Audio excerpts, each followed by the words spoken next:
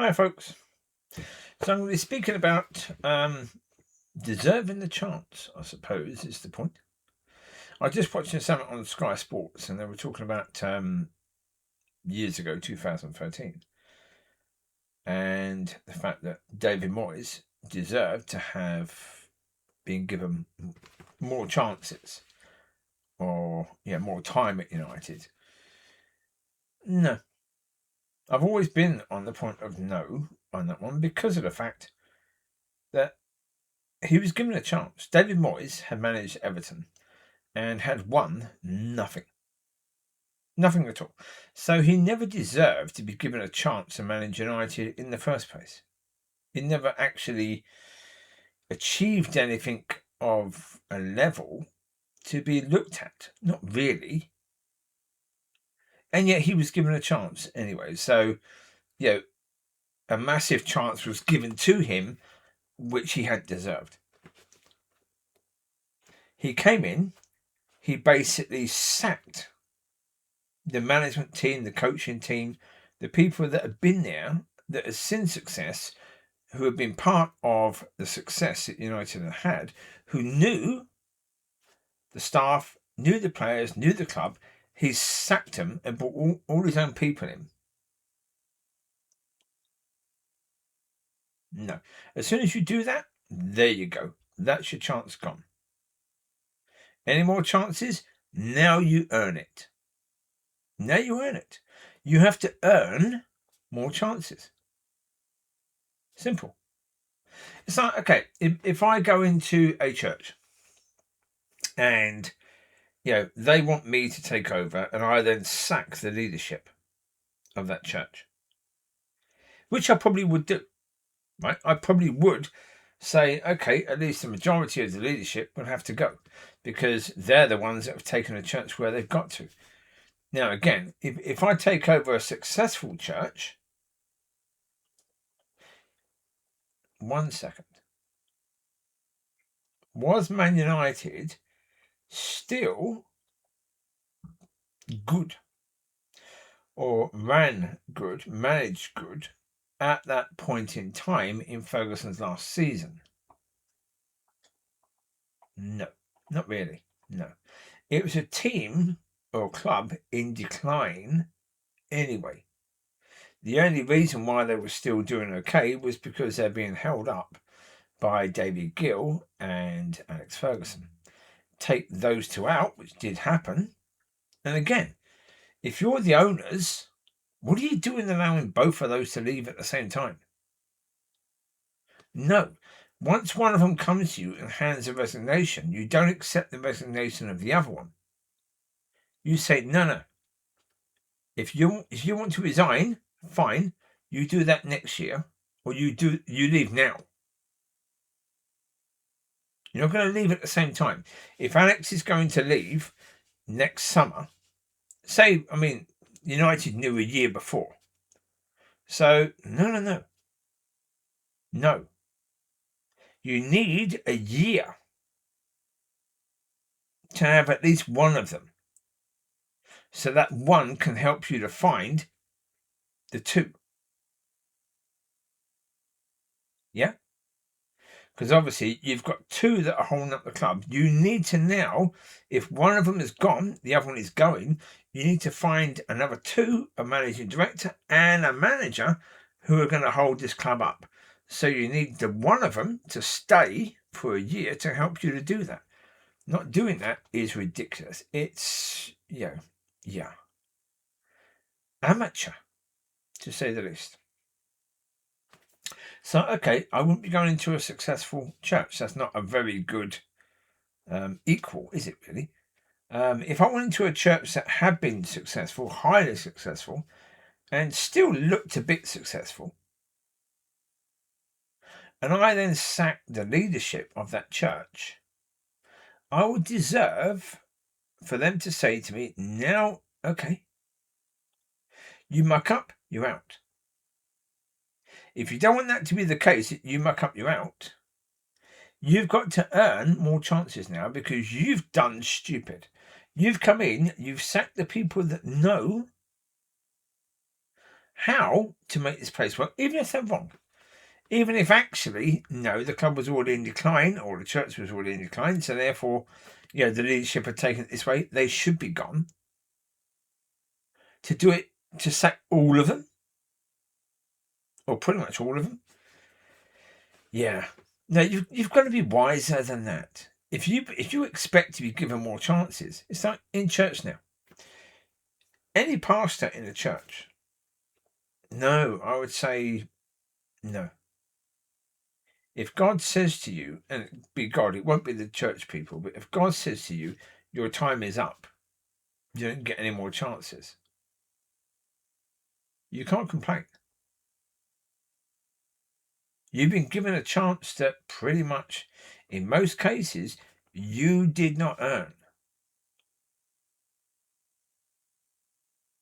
But due to the stupidity of church members, they appointed you, right? Okay. But that was still a chance.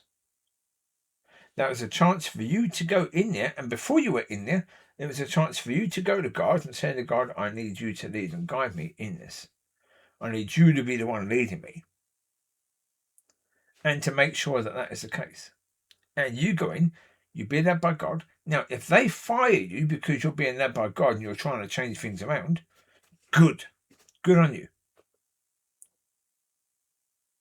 But you see, I know of pastor after pastor after pastor after pastor after pastor who have never tried to do things according to God. And if they do get fired, it won't be because of that. And they don't deserve. They've had chances already. They don't deserve anymore. Once you get to a point, anyone who's been given a chance, we hear it in society now. We heard it. Carrick was the interim boss of Man United, and there are people saying he deserves a chance. Based on what? Seriously, based on what?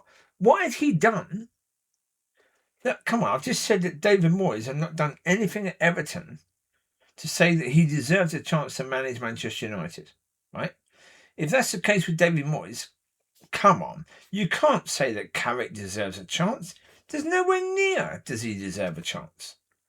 What, he's managed Middlesbrough? Way in the Championship and got sacked by them because they didn't get promoted. Did he do a good job? It doesn't matter.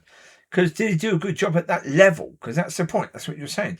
Did he do a good job at that level? Different level. It doesn't matter whether he did a good job there. Right? Man United is another level to Middlesbrough. So therefore, it doesn't matter whether he did a good job there. People completely ignore context. They couldn't care less about context. They don't understand that context matters. Do they? Yeah. They miss the point of context meaning anything at all, or how context can be brought into a situation. And so they go to that situation and they say, well, yeah, he managed there. He did a good job there. Yeah, he's taken United and he's made things look better. Yeah, but again, understand it. When Fletcher came in, right, to replace Amorim, Fletcher didn't want the job. He didn't want it. He didn't want it because he knew, right, okay, no thank you. Not with these players, not with these people above me, no thank you. Now, I respect that because he looked and he said no. The whole reason that Amorim made a bit of a fuss is because, yeah, in January he was struggling to get a result because he had 9 first-team players missing. And when he said to Wilcox, we need players coming in, and Wilcox said no, and when said, excuse me, What are you doing? I thought you wanted this club to be successful. He called him out. So then Carrick comes in. He's more of a pleaser for the people above, and people are saying he deserves a chance. Well, that's another reason why he wouldn't deserve a chance. For me, I would have preferred if Carrick had taken over as interim, and when people were saying to him, do you think you'll get the job? He should be saying, if he's a fan of Manchester United, if he's an ex-player who loves the club, he should be saying, are you kidding me? How on earth am I going to be given the job to run this club? That would be bloody ridiculous. That's a stupid question. I have what experience? To be running this club? To be coming in as head coach? Trying to bring this club back to glory? What experience do I have of doing that? If he'd have said that, I would have respected him. But the fact he said, I don't know, we haven't decided what we're doing yet, I said straight away, nah, he doesn't get a chance. He doesn't get a chance. Sod off, go. Sod off back to Middlesbrough. No.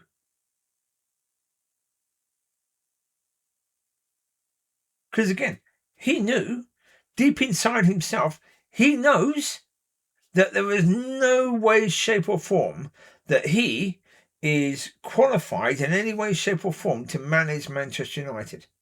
He knows that. He knows that he should never have been given a chance. As interim, that's one thing. But full-time, with a proper contract, he knows that he should never have been given a chance.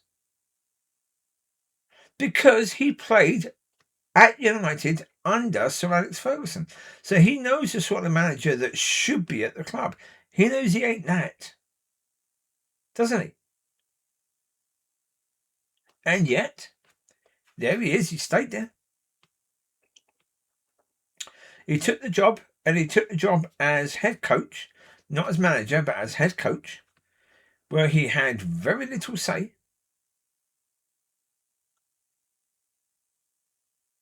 No. If I'm him, right? If I'm him, which of course I'm not, but if I am him, and in that situation, I know, absolutely and totally, because I've just managed a team for a few months. I know defensively we are weak, very weak. I know. Luke Shaw, this is the first season in about 4 years that he's actually played most of the games. The first season.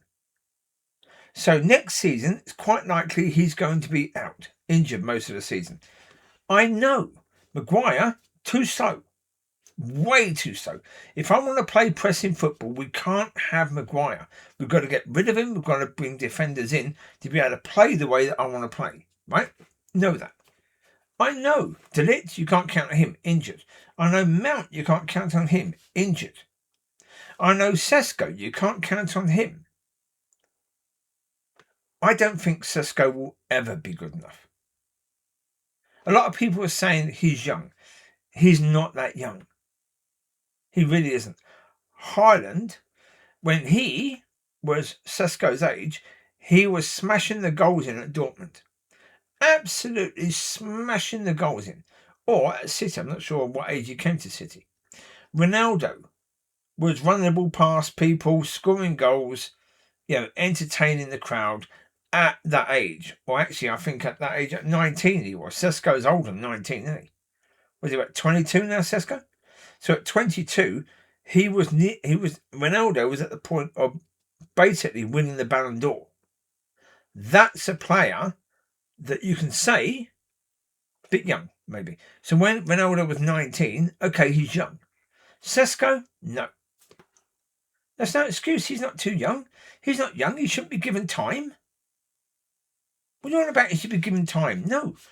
When Van Nistelrooy came over, he might have needed a couple of days to get settled into the house. Different country. Yep. But it's football. It's football. Your job as a forward, put the ball into the net. That's your job. That ball comes to you, get it in there. That's your job. It doesn't change no matter what country you're in. You get on the pitch, that's your job. Your job is no different whether you come from one league to another league. Your job is the same. It's just whether you can raise yourself to that occasion. If the answer with Sesko is he can't, go. Xerxes, go. Carrick knew all that. He should have been stipulating in his contract that he should have the power to make sure these players are removed and replaced. Did he? No. That's what I would have done. I would have said, no, if I'm going to take it over, I want the best chance possible to make this successful. Did he do that? No. No. The players are still there. They haven't been replaced. They've barely done anything in the transfer market yet. They brought in a couple of midfielders and a couple of midfielders that no one else wanted. So, yeah. As a person supposedly in charge of the club to make it better, I wouldn't be impressed by that. I'd be considering walking based on that. So there you go. You take care.